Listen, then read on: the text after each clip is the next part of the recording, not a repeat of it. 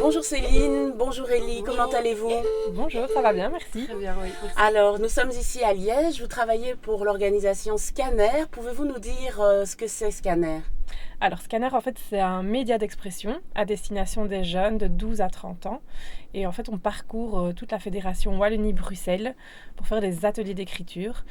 Le but, c'est pas d'apprendre le français aux jeunes, mais c'est vraiment plus de leur faire comprendre que grâce à l'écriture, ils peuvent en fait ressortir ce qu'ils ont en eux. Et nous, ça nous permet alors du coup de récolter leur vécu, leur quotidien.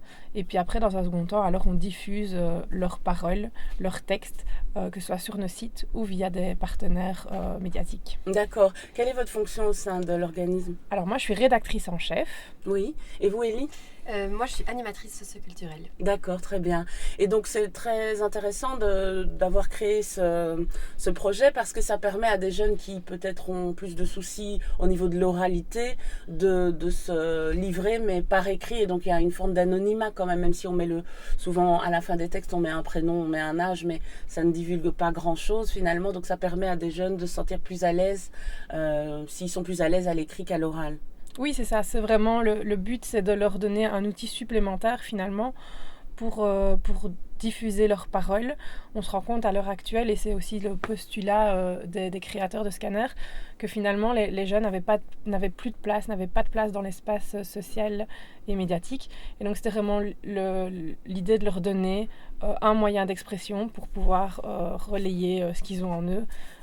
Et pour pouvoir finalement faire comprendre aussi aux personnalités publiques, politiques, médiatiques qu'ils sont présents et qu'ils ont des choses à dire encore sur la société actuelle. Oui, très bien. Et d'ailleurs, les textes sont souvent très poignants parce que vous traitez de sujets, de thématiques quand même assez importantes comme le climat, comme le genre, le racisme, des thématiques qui sont vraiment, qui comptent vraiment pour eux. En plus, aujourd'hui, ils sont aux premières loges, j'ai envie de dire, et donc ça, c'est des sujets qui sont importants de traiter avec eux. Bon, en fait, lors des ateliers, les participants ont aussi la possibilité d'aborder les sujets qui leur tiennent à cœur à eux. C'est ça qui est beau. Alors parfois, directement, ils ne vont pas aller vers ce à quoi ils pensent. Mais alors, on va creuser petit à petit et on va essayer d'aller chercher en eux ce qu'ils ont envie de déposer aussi sur les thématiques qui les concernent et dont ils ont envie de parler. Et alors, est-ce qu'il y a des gens qui, par exemple, on considère qu'ils n'ont pas une belle plume et qui sont un peu complexés?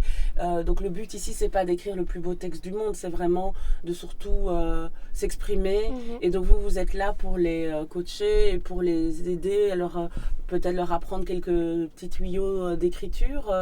Est-ce que vous voyez que ça fait vraiment, ça donne des bons résultats? Oui. Bon, en fait, on est tous un peu différents dans l'équipe aussi. On apporte tous un peu notre petite touche, on va dire. Et moi, je dis chaque fois aux ateliers, voilà, il n'y a pas à avoir peur de son orthographe, de sa façon de parler. L'important, c'est de déposer ce qui est important pour vous. Et voilà, faites-le pour vous. C'est un moment pour vous.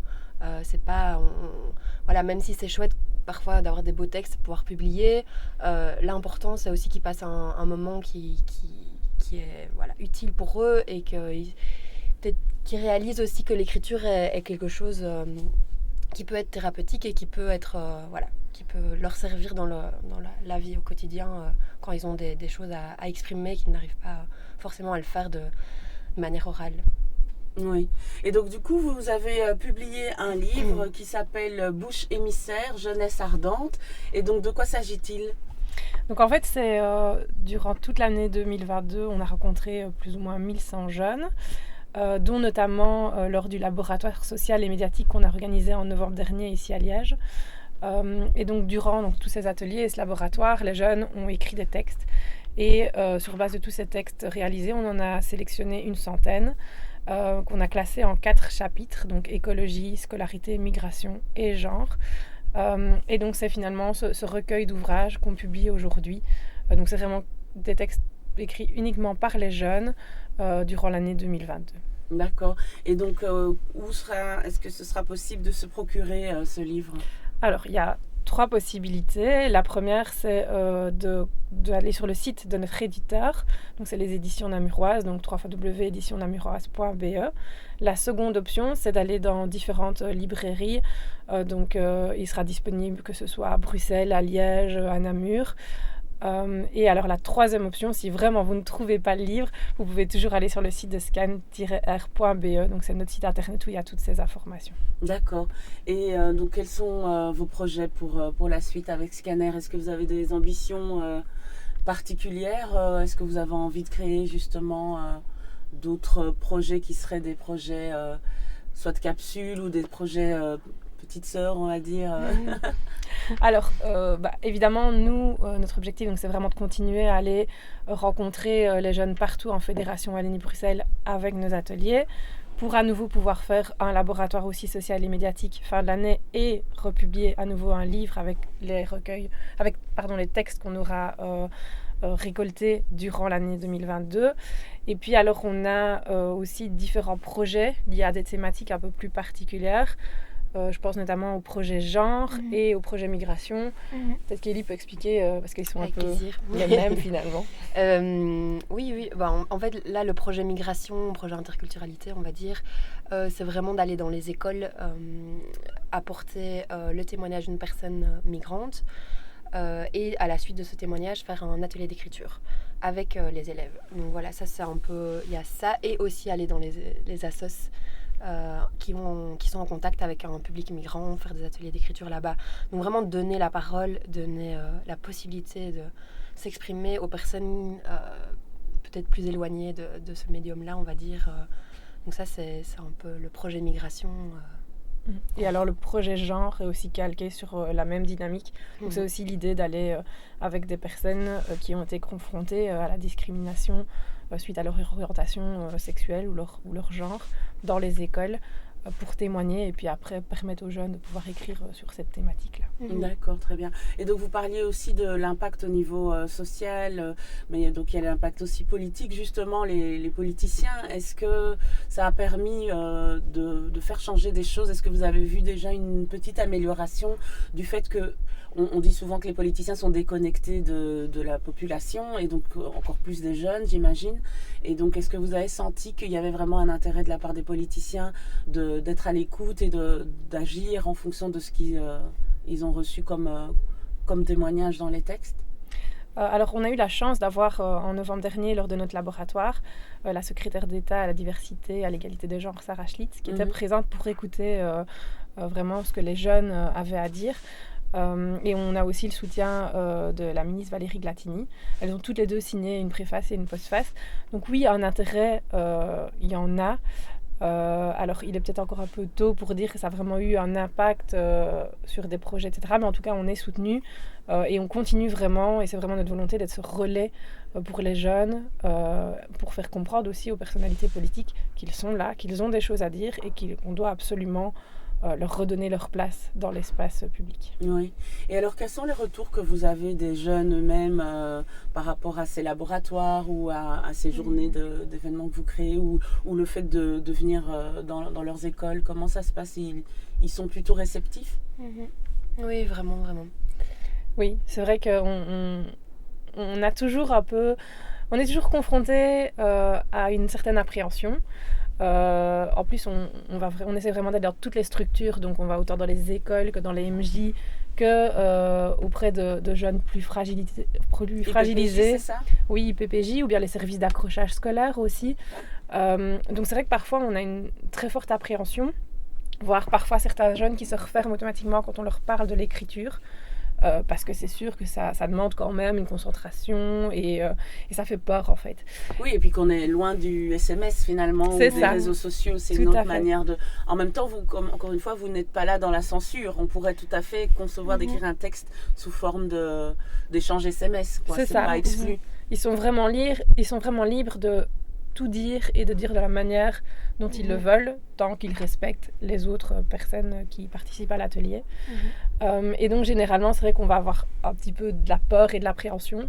Et puis au fur et à mesure de l'atelier, des exercices, etc., on voit vraiment en fait qu'ils changent, qu'ils osent se livrer, qui livrent des choses très très fortes, parce qu'on a vraiment des jeunes qui nous parlent de tout ce qui les touche à l'heure actuelle. Donc ça peut être de l'anorexie, ça peut être le harcèlement scolaire qui revient beaucoup, le fait parfois de la solitude. Donc il y a vraiment vraiment une vraie délivrance, on le sent finalement, qui change un petit peu.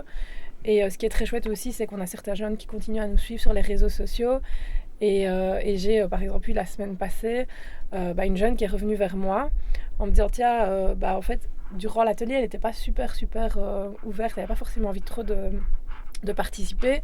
On a quand même réussi à lui faire écrire un texte, et en fait elle est revenue ici un mois après pour me dire tiens, finalement ça m'a plu et j'ai envie d'écrire, et si jamais j'écris, est-ce que je peux encore vous envoyer des textes? Et là on se dit c'est tout gagné, c'est oui, bon. Vraiment, ça fait plaisir. Ça, c'est vraiment une gratification énorme pour vous. Et c'est vrai que je vous expliquais en off, ma nièce Victoria a participé à un atelier, je pense que c'était en 2018-2019, pendant l'été. Et en fait, c'est son professeur qui lui a parlé de scanner et qui lui a dit Victoria, ce serait peut-être bien que tu participes ou que tu envoies un texte. Donc, je trouve que c'est un travail qui est vraiment important d'aller auprès de ces organisations-là, parce que sinon, c'est impossible d'atteindre ces jeunes qui, effectivement, comme vous dites, ont soit des choses à dire, soit sont timides et ne sont même pas conscients eux-mêmes qu'ils ont envie de faire sortir ces choses-là, et qui finalement se rendent compte que ça leur plaît. Ça suscite des vocations, j'imagine aussi, en journalisme, ou peut-être même des écrivains, qui sait. Donc c'est vrai que c'est un travail fondamental, c'est un baromètre quand même de cette jeunesse qui vit des choses assez dures, surtout avec la période de Covid, parce que voilà, l'événement que vous avez organisé en novembre avait été interrompu à cause du Covid, donc c'est un événement que vous avez dû postposer, et donc vous avez perdu entre guillemets des jeunes en chemin, mais bon, l'événement a pu quand même se faire cette fois-ci, et c'était une grande réussite. Et qu'est-ce que vous avez envie d'ajouter éventuellement Mais je pense qu'il faut vraiment que les jeunes ou que les personnes encadrantes de structures ouvertes pour les jeunes n'hésitent pas à nous contacter s'ils ont envie d'organiser un atelier, s'ils ont envie de donner la parole aux jeunes ou de prendre la parole. Nous, c'est vraiment important, c'est vraiment le but de leur redonner leur place dans l'espace public et médiatique. Et puis même après, une fois qu'on a fait un atelier, on ne perd pas forcément les jeunes dans la nature. On a aussi une rédaction jeune. Donc c'était vraiment aussi la volonté en 2022 de remettre vraiment la place des jeunes dans notre média, donc de faire vraiment un média pour les jeunes mais aussi par les jeunes. Donc on a créé une rédaction jeune avec maintenant 13 membres plus ou moins qui font des émissions de radio, des dossiers thématiques et qui créent vraiment finalement les publications de Scanner. Donc s'il y a même des jeunes qui ont envie de se dire j'ai envie j'ai déjà fait un atelier, j'ai envie de revenir chez Scanner pour un petit peu reproposer des textes, etc. Il ne faut vraiment pas hésiter. Et c'est vrai que ça crée des vocations. On a par exemple des jeunes qui ont fait les illustrations du livre, notamment il y a Belinda et Simon. Belinda, elle est infographiste par exemple. Elle nous dit c'est génial parce que pour moi c'est une super belle carte de visite. Évidemment. On a des jeunes qui se forment à la communication. Ils peuvent aussi faire de la radio, écrire des textes. Donc ça les aide aussi finalement pour se former pour leur vie professionnelle future. Oui, parce qu'en fait, la tranche d'âge est large quand même, vu que vous allez jusqu'à 30 ans. Certains ont terminé leurs études supérieures depuis longtemps, mais donc c'est chouette aussi d'avoir cette plateforme pour eux aussi, parce que parfois on a tendance à lâcher les gens dans la nature. Une fois qu'ils ont terminé leurs études supérieures, déjà on n'a plus vraiment droit aux allocations familiales. Il y a toute une série de privilèges qui tombent, et donc beaucoup de jeunes se retrouvent dans une espèce de no man's land comme ça, où ils ne savent pas très bien vers où se diriger. Donc c'est vrai que c'est une chouette plateforme entre, je dirais, 22 et 30 ans, de savoir que vous êtes là si on a envie aussi d'exprimer des choses. Donc c'est chouette. Est-ce que vous pouvez juste me dire où on peut vous trouver les différents réseaux sociaux ? Oui, bien sûr. Donc, il y a notre site internet d'abord, donc scan-r.be. Et puis, on est sur Instagram, Facebook, LinkedIn. On a aussi notre chaîne Spotify où on poste aussi les textes de certains jeunes qui ont eu envie de l'enregistrer en podcast. Donc, on peut aussi, plutôt que lire les textes, les écouter. Et on republie aussi nos émissions de radio mensuelles.